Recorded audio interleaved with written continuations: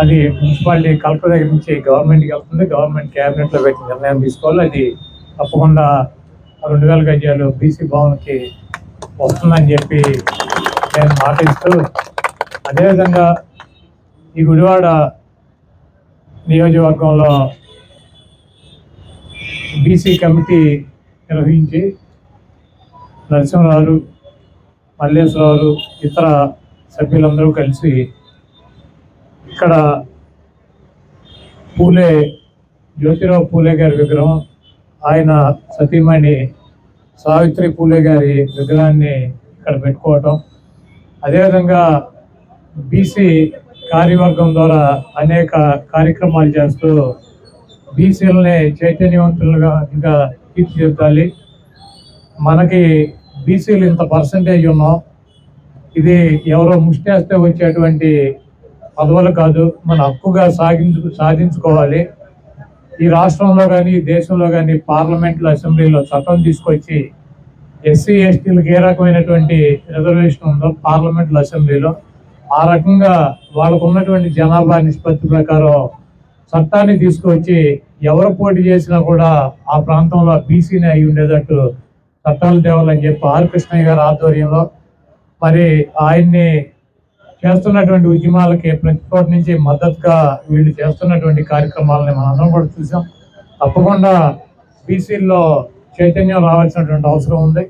అందరూ కూడా ఒక తాటి మీదకి వస్తే 50% మంది ఉన్నటువంటి బీసీలు కనుక ఒక తాటి మీద రోడ్డు మీద కనుక వచ్చినట్లయితే ఇవన్నీ కూడా పెద్ద సాధించలేని విషయాలు కాదని చెప్పి నేను భావిస్తూ, అదేవిధంగా చట్టాలు లేకపోయినప్పటికీ కూడా జగన్మోహన్ రెడ్డి గారు ముఖ్యమంత్రి అయిన కాడి నుంచి ఆయనకు ఉన్నటువంటి క్యాబినెట్లో ఎస్సీ ఎస్టీ బీసీ మైనార్టీలకు 67% మందికి మరి మంత్రివర్గంలో స్థానం కల్పించడం, నామినేటెడ్ పదవులు మార్కెట్ రేట్లు కావచ్చు, లేకపోతే ఎమ్మెల్సీలు కావచ్చు, లేదా రాజ్యసభ సభ్యులు కావచ్చు, అది ఏ పదవి అయినా సరే ప్రభుత్వం కానీ గవర్నమెంట్ కానీ పార్టీ కానీ ఇచ్చేటువంటి ప్రతి పదవులను 50% పైన ఎస్సీ ఎస్టీ బీసీ మైనార్టీలని ఉండేటట్టు చూసుకున్నటువంటి ఏకైక ముఖ్యమంత్రి జగన్మోహన్ రెడ్డి గారు.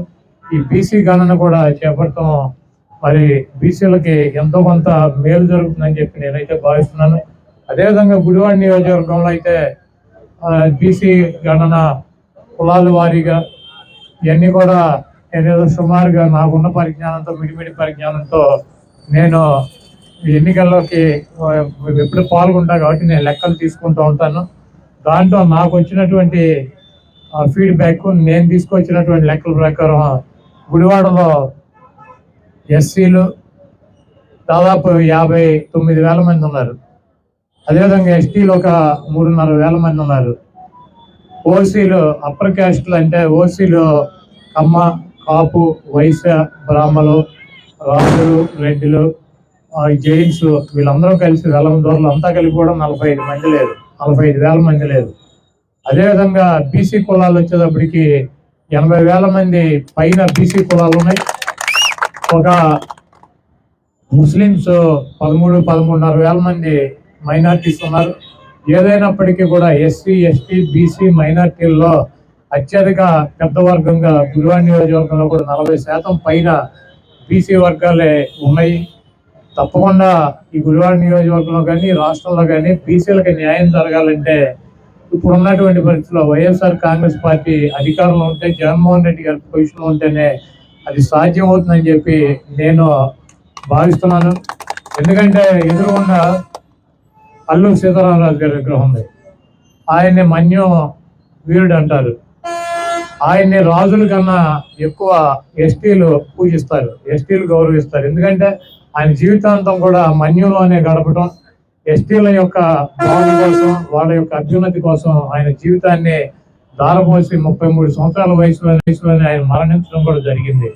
కాబట్టి ఆయనేమి ఎస్టీ కాకపోయినా కూడా ఒక రాజుగా పుట్టినా కూడా ఆ ఎస్టీల కోసం జీవించినటువంటి వ్యక్తి. అందుకే ఎస్టీలు మరి మన్యం వీరుడిగా ఆయన్ని పూజించేటువంటి పరిస్థితి ఉంటుంది.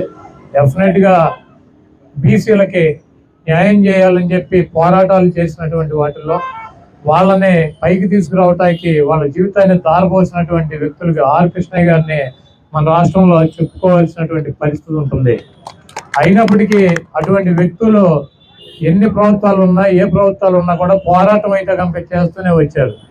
ఆ వ్యక్తులను లేకపోతే ఆ పోరాటాలను చూసి వాస్తవ పరిస్థితులను గమనించి మరి బీసీల యొక్క రాజకీయ చైతన్యం కోసమో లేకపోతే వాళ్ళకి ఆర్థికంగా బాగుంటానికో ఈ రాష్ట్రంలో ఎన్టీ రామారావు, వైఎస్ రాజశేఖర రెడ్డి గారు, ఇప్పుడు జగన్మోహన్ రెడ్డి గారు మరి వాళ్ళ అభ్యున్నతి కోసం బీసీలు కాకపోయినప్పటికీ వాళ్ళ యొక్క ఉన్నటువంటి బాధల్ని కష్టాలని దగ్గర నుంచి చూసినటువంటి వ్యక్తులుగా మరి వాళ్ళకి మద్దతుగా వాళ్ళు కావాల్సినటువంటి అన్ని 100% తీర్చలేకపోయినా దాదాపు చేయగలిగినటువంటి వరకు శక్తి వంచన లేకుండా చేయడానికి వచ్చేస్తున్నారు. అటువంటి వ్యక్తులకి మద్దతు ఇవ్వాలని చెప్పి బీసీ సోదరులందరూ కూడా ఆలోచించుకోవాలని చెప్పి ఏ ప్రభుత్వం అధికారంలో ఉంటే మరి మీకు సంక్షేమ కార్యక్రమాలు కావచ్చు, రాజకీయంగా కావచ్చు, మీకు సామాజికంగా కావచ్చు, ఆర్థికంగా మీకు ఎవరైతే తోడుగా ఉంటారో ఆలోచించుకొని మీ ఓటుని వినియోగించుకోవాలని చెప్పి డెఫినెట్గా జగన్మోహన్ రెడ్డి గారి సారథ్యంలో నడిచేటువంటి ఈ ప్రభుత్వం బీసీలకి రేపు జరగబోయేటువంటి అసెంబ్లీ ఎన్నికల్లో కానీ పార్లమెంట్ ఎన్నికల్లో కానీ పెద్దపీట వేస్తుందని చెప్పి నేను ఆయన దగ్గర నుంచి చూసినటువంటి వ్యక్తిగా మరి ఈ రాష్ట్రంలో ఏ ఇతర రాజకీయ పార్టీలు కూడా చేయలేనటువంటి విధంగా బీసీలకి ఎమ్మెల్యే సీట్లు, ఎంపీ సీట్లు వస్తుందని చెప్పి జగన్మోహన్ రెడ్డి గారిని దగ్గర నుంచి చూసినటువంటి వ్యక్తిగా మీ అందరికీ మాట ఇస్తూ మరి ఈ ఇంత మొదటి సంవత్సరం వార్షికోత్సవాన్ని ఇంత ఘనంగా నిర్వహించినందుకు రాష్ట్ర స్థాయిలో, జిల్లా స్థాయిలో బీసీ నాయకులందరూ కూడా ఇక్కడికి వచ్చి మా బీసీ నాయకుల్ని అభినందించి వాళ్ళని ప్రోత్సహించినందుకు పేరు పేరున మా ఈ రాష్ట్రం నుంచి వచ్చినటువంటి, జిల్లా నుంచి వచ్చినటువంటి నాయకులకి, ఇక్కడ పనిచేస్తున్నటువంటి కమిటీ వారికి మరొకసారి హృదయపూర్వక నమస్కారాలు తెలియజేస్తూ సెలవు తీసుకుంటాను.